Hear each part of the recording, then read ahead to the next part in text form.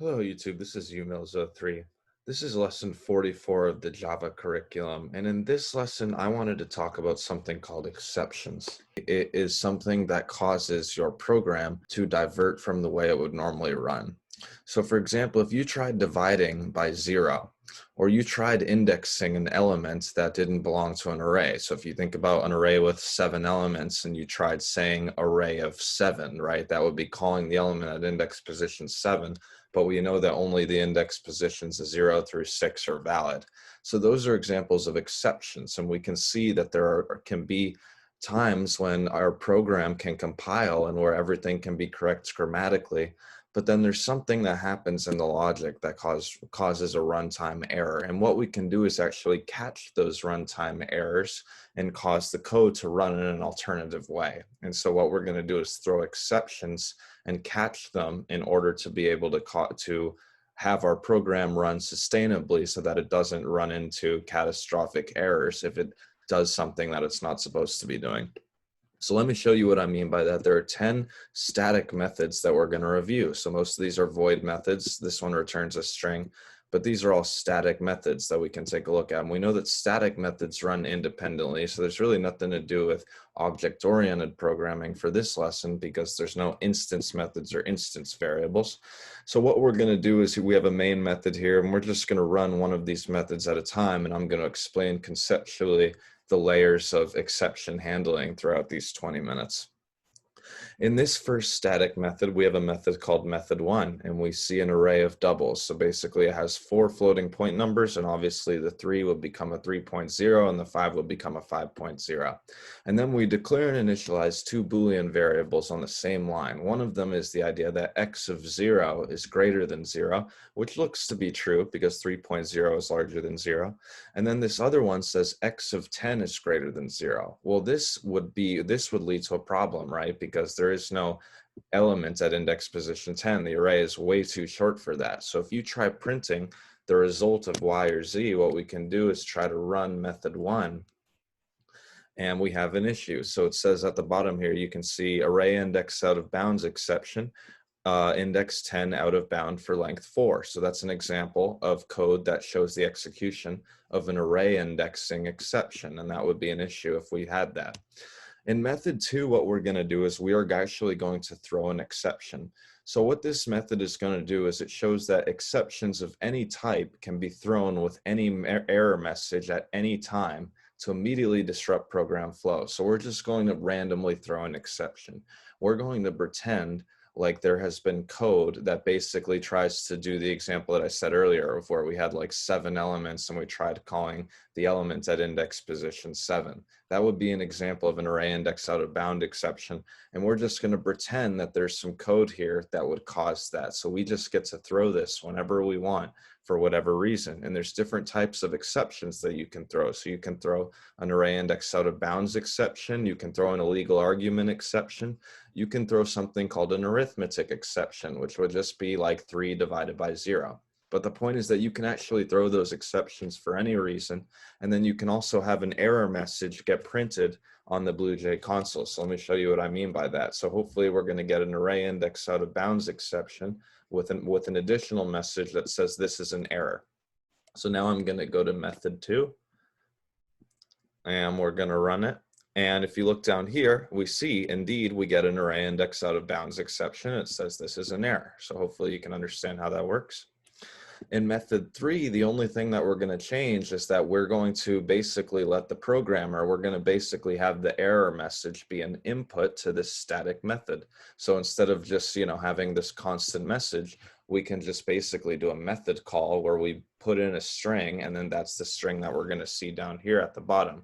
And it's going to be apparently an illegal argument exception, as if someone put an illegal argument into a function or something like that. But we can pretend that our code does that. We can just throw any type of exception for any reason at any time. So now if I go ahead and run method 3 with a particular string, I'm going to say shoes and socks.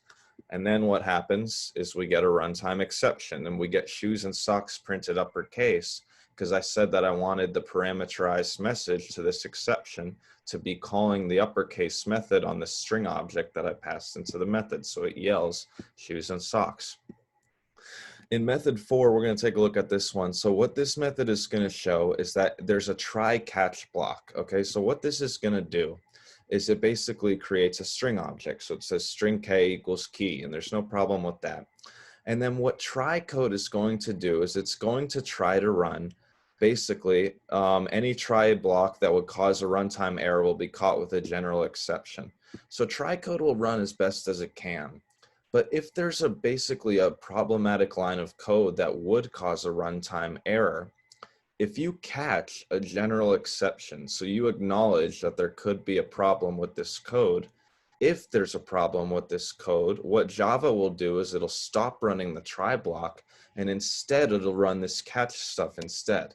Because you can see that this code would produce an issue. If you think about the substring method of the string class that we studied in lesson 6, we said that, you know, this argument right here says that we're going to have a substring of this key string starting at index position 4.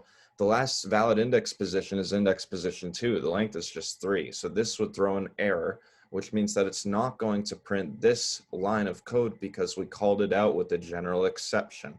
And so it's not going to make it to this line of code that says, does it even have that many characters? It's not going to print that. What it'll print instead is these 2 lines of code. So if we go into the API, basically the exception class is a subclass of a class called throwable. And throwable has a method called getMessage, which returns a string that represents the message, the reason for the particular issue. So I can show all that to you in the Java API. But if you were taking a look at, for example, what we do is we go to throwable, okay, and basically exception, this exception is a subclass of throwable, and there's a particular getMessage method, and it just returns a string. And if you call it, it's just a detail message string of the template. So what I'm saying is that it's going to try to run this code, but there's already an issue here with k.substring of 4. Since you acknowledge that there could be an issue with catch of exception f, it's going to print the message for that particular exception. And exception is a subclass of throwable. So since throwable has a getMessage method, exception also has a getMessage method. This is a class in Java, just like all the other ones we've studied. So then it's going to go ahead and say k is such a short word. So now if we go ahead and run methodFour, there's not going to be an exception thrown. There's no runtime errors. It just tells us what the error message was because we told it that we wanted that. And then it just says key is such a short word. It just prints those 2 strings that you saw in the catch block. So hopefully that's clear to you, and we'll see more examples. So with this method, what we're going to do is scroll down to methodFive, this one. So what we're going to do is we have an int array that's going to have length 4. And we said basically by default, this would create 4 zeros. But what we're going to try to do is print the element at index position -2. So what the try block does is it runs as much of this code as it can until it encounters an error. Okay, so this is going to basically what this code is going to do is it's going to catch a particular type of exception. So the only difference between what I'm showing you in this method and the previous one is this one catches a particular type of exception, right? If you just ran this code, it would say array index out of bounds exception at the bottom. So if you acknowledge that particular exception, that particular type of exception, the array index out of bounds exception, and you have to spell it correctly, spell it all the way out, call it whatever variable you want. And then in the catch block, you can print the message that's associated with that exception. So we can see what message it's going to print since we acknowledge that there might be an issue with the array indexing in the try block. So it would print an error message and then it would print 7, but it won't throw an exception. It won't throw a runtime error. It'll successfully print things to the console. And then what happens is this catch of exception X would only catch any other exceptions that were not listed above. So if you had some other type of exception, if you said 5 divided by 0 in the try block, that would not be an example of an array index out of bounds exception, but would be a more general exception. So you would go ahead and print the floating point form of the length of the error message because we have an int here, which would be the length of this string, which would be the error message, and then you add on 0.0, so there's an implicit cast to a floating point number, but you don't have to worry about that because this is the code that's going to run. So hopefully we see that error message and then we print the number 7. So we're going to run methodFive, I think we're on now, and we say index -2 out of bounds for length 4. That's the error message of the exception, and 7. So all it takes for you to do is say catch of array index out of bounds exception W, and then you can say system.out.println of w.getMessage. For public static void method 6, this method is going to catch a DivisionByZero exception for constant values. So basically, if you have a DivisionByZero, that's called an arithmetic exception. And so what it's going to do is it's going to declare and initialize two int variables on the same line. It says v1 equals 3 and v2 equals 0. And it tries to perform that, but obviously you can expect that we're going to have a problem with 3 over 0. So it says in the event that you have an arithmetic exception, instead of performing this try code, it's going to say, can we do something else instead? So now if we go ahead and run methodSix, what we're going to see is literally it just says, can we do something else? And there's no issue. We didn't get a runtime error. The program still ran successfully. Here in method 7, this one's a little bit longer. So this method is going to attempt to catch a DivisionByZero exception, but it's going to do it by flagging the wrong type of exception. So this arithmetic exception will accidentally throw an array index out of bounds exception with a string message printed as well. So what I want to teach you about this is that throwing an exception could depend on the inputs to a function. So basically, this input here would depend on A and B, right? If you say 4 and 1, there's no issue with saying that result would be 4 because 4 divided by 1 is 4, and then it would just run this code, and then we don't have to worry about catching any exceptions. But if you put in a 0, then that's going to be an issue, right? So then make sure that your response code for a particular exception lines up with the flag or cause of the exception. So here there's an issue because this programmer tried saying that if you were improperly indexing an array, so if you said something, if you had an array called array and you said array of -1, then this person would just print on the console, I cannot perform DivisionByZero, but it wouldn't throw an exception. But we're going to throw an exception here because we say catch. If you catch an arithmetic exception, I'm going to tell you to throw an exception of a different type. So it's going to throw an array indexing exception, which doesn't really make a lot of sense. And then we would have basically the incorrect error message here. So it says I have 0 tolerance for array indexing issues, right? Because if it's a small exception, right, that you don't really care about, then you could just print a message instead of trying to perform that task. But if it's a serious issue that you have 0 tolerance for, maybe you do want to throw an exception anyway. So now if we go ahead and try to do 4 and 0, it's not going to say I cannot perform DivisionByZero. It's going to throw an exception, and it's going to throw the wrong type of exception with the wrong error message. So then if we go ahead and run methodSeven, and we hope to get a string out of it, but what we're going to do is feed 0 into the second input, and it does throw the runtime exception, and it says I have 0 tolerance for array indexing issues. So that would require some adjustment there. For methodEight, public static void of methodEight, it's a void method here, and we're going to accept 2 characters. Remember the char data type that we studied in lesson 16, I think. So this one shows that a try block will run until it encounters a problematic line. If the exception is caught either by the right type or by a general exception, then the catch block will run. The finally code will run regardless of whether the catch block caught a particular exception. So here's what's going to happen. We know that there's an implicit cast to an int from character to int when we try to add them together, right? If you try to add 2 characters, you would be adding their character codes. And so it's going to print the integer, and it says no problem casting them, right? So these 2 lines would print. And then we see a problematic thing here. So we say 1 over 0. Well, can we get either an arithmetic exception to get caught or a general exception? And it looks like here we have a general exception. So this one says, if there would be any runtime issues with the code in your try block, I want you to print system, or I want you to print something went wrong. So it's going to print the addition of the character codes, and then no problem casting character values, and then something went wrong. And then it's going to print these 2 things down here. So it's going to print D, just the value of that character, and then say, I promise you we made it here though. So hopefully we should be printing 5 things, and hopefully that sort of makes sense to you how that works. So which one we were on? We were on methodEight, right? So methodEight, and we need to feed in 2 characters. So I'm going to do a space, and then I'm going to do a hashtag. And then it prints those 5 things, right? So it prints the sum of the character codes, and then it prints this line in the try block because there hasn't been an issue yet. but then there is an issue that's caught by the exception. So it runs the exception code instead of throwing an exception, right? It doesn't throw a runtime error, it keeps it going.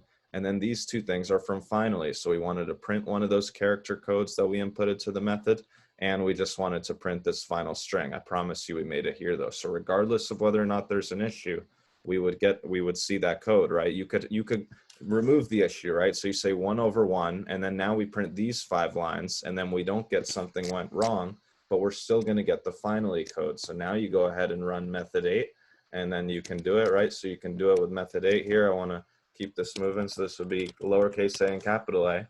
And then you don't get any of the problematic code, right? Now you don't see the catch code, something went wrong, but you see everything in the try block and the finally block. So hopefully that makes sense. In methodNine, this method catches the wrong type of exception. So therefore, there will be a runtime error. So we're going to try to print 100 divided by 0, which should be either an arithmetic exception, or if you want to be safer, throw a general exception.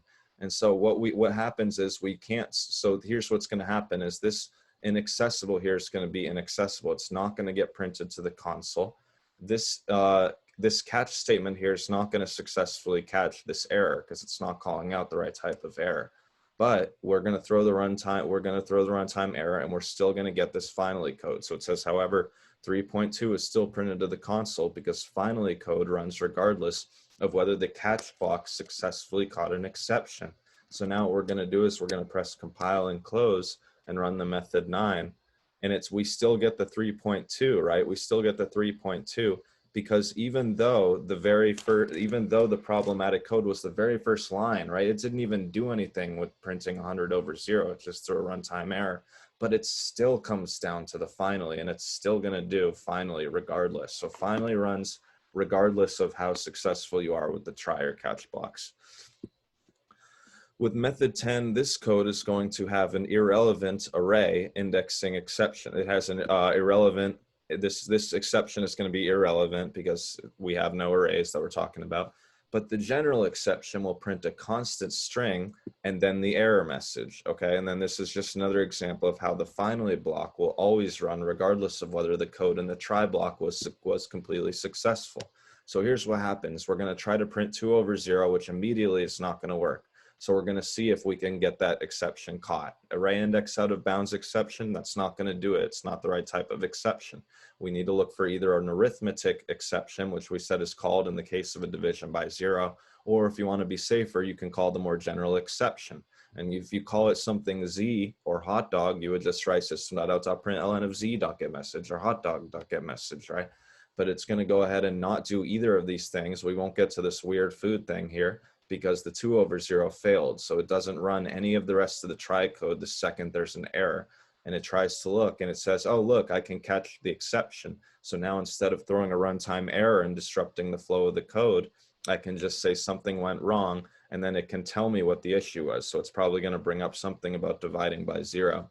And then this code is going to run regardless. So if the try code had been successful, the finally code will run afterwards. If the try code is unsuccessful and there's an array indexing issue, then the try code runs until it was unsuccessful, and then this code runs, and then this code runs. If there was an issue in the try block with something other than an array indexing issue, then the try block runs until the unsuccessful line, and then the catch statement for the general exception, and then finally. So you should be seeing, I can get this message regardless, and hopefully we're not going to have a runtime error because we successfully caught the general exception, even though the specific exception above that was irrelevant to the try block. So now if you go ahead and do this, if you do methodTen, and you can just, it tells you what the issue was, right? Something went wrong, but it wasn't array indexing, right? And this was for the general exception if we had an issue and it was not array indexing. And so this says DivisionByZero, and it says I can get this message regardless. So hopefully you can understand how that works. And that's the concept of exceptions. Is this was a lot of new content, but essentially what you do is you run try code, and the goal is for it to succeed. And if it succeeds, then there's no reason for you to do anything with catch. But if there's a particular issue of a particular type in the try, either catch that specific exception or catch a general exception, and then you can run alternative code instead of finishing the try block, which would lead to a runtime error. And then remember that the finally block runs regardless of whether or not there were any catches, whether or not any exceptions were caught, whether or not there were any runtime errors. So hopefully that was cool for you. And from you, methodThree, thanks for watching, and please subscribe.